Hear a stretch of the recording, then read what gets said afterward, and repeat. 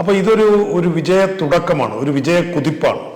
ഇക്കഴിഞ്ഞ ദിവസം യൂറോപ്യൻ യൂണിയന്റെ പ്രതിനിധികൾ 21 രാജ്യങ്ങളിൽ നിന്നുള്ള യൂറോപ്യൻ യൂണിയന്റെ പ്രതിനിധികൾ തിരുവനന്തപുരത്ത് ബ്ലൂ ടൈറ്റ്സ് എന്ന കോൺക്ലേവിൽ പങ്കെടുക്കുവാനെത്തിയപ്പോൾ അഭിമാനപൂർവ്വം അവർ വിഴിഞ്ഞം തുറമുഖം സന്ദർശിച്ചു. വിഴിഞ്ഞം തുറമുഖത്തെ നിറഞ്ഞ കണ്ടെയ്നറുകളും അതുപോലെ തന്നെ സംവിധാനങ്ങളും എല്ലാം അത്ഭുത പരതന്ത്രരാക്കി എന്നാണ് പറയുന്നത്. കേരളത്തിൻ്റെ ഇത്തരമൊരു വികസന മാതൃക ലോകരാജ്യങ്ങൾക്കിടയിൽ മാരിടൈം മേഖലയിൽ ചർച്ച ചെയ്യപ്പെടുമെന്ന കാര്യത്തിൽ യാതൊരു സംശയവുമില്ല.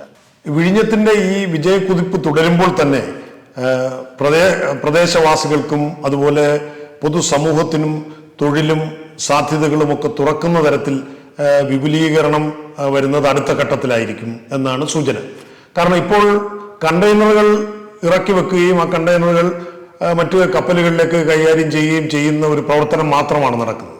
അപ്പം ഇത് എക്സ്പോർട്ടിങ്ങും അതുപോലത്തെയുള്ള പ്രവർത്തനങ്ങളിലേക്ക് വരുമ്പോഴാണ് ഇത് പൊതുസമൂഹത്തിനാകെ ഈ തുറമുഖം കൊണ്ട് ഒരു വലിയ നേട്ടം ഉണ്ടാകുവാൻ പോകുന്നത്.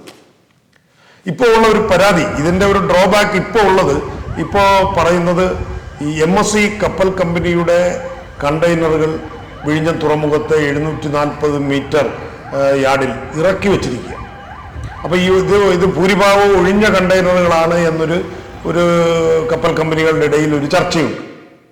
എന്ന് വെച്ചാൽ സിംഗപ്പൂരിലും ദുബായിലും ശ്രീലങ്കയിലും ഒക്കെയുള്ള MSC ഷിപ്പിംഗ് കമ്പനിയുടെ കണ്ടെയ്നറുകൾ ഇവിടെ കൊണ്ടുവന്ന് ഡംപ് ചെയ്ത് വെക്കുന്നു എന്നുള്ളൊരു പരാതി ചില കേന്ദ്രങ്ങളിൽ നിന്ന് വന്നിട്ടുണ്ട്. അടുത്ത ഘട്ടത്തിൽ ആയിരക്കണക്കിന് പേർക്ക് തൊഴിൽ ലഭിക്കുകയും ഒരു വരുമാന മാർഗമാവുകയും പ്രദേശത്തും അതിനോടനുബന്ധമായിട്ടുള്ള അപ്പോൾ അത്തരം വികസനം വരുന്നത് രണ്ടാമത്തെ ഘട്ടത്തിലാണ്. ഇൻഫ്രാസ്ട്രക്ചറും അതിൻ്റെ റോഡ് റെയിൽ കണക്ടിവിറ്റി ഇതൊക്കെ ശരിയായി കഴിഞ്ഞെങ്കിൽ മാത്രമേ ഇവർ വിഭാവനം ചെയ്യുന്ന വലിയൊരു വികസനത്തിൻ്റെ ഒരു സാധ്യതകൾ ഇവിടെ തുറക്കും.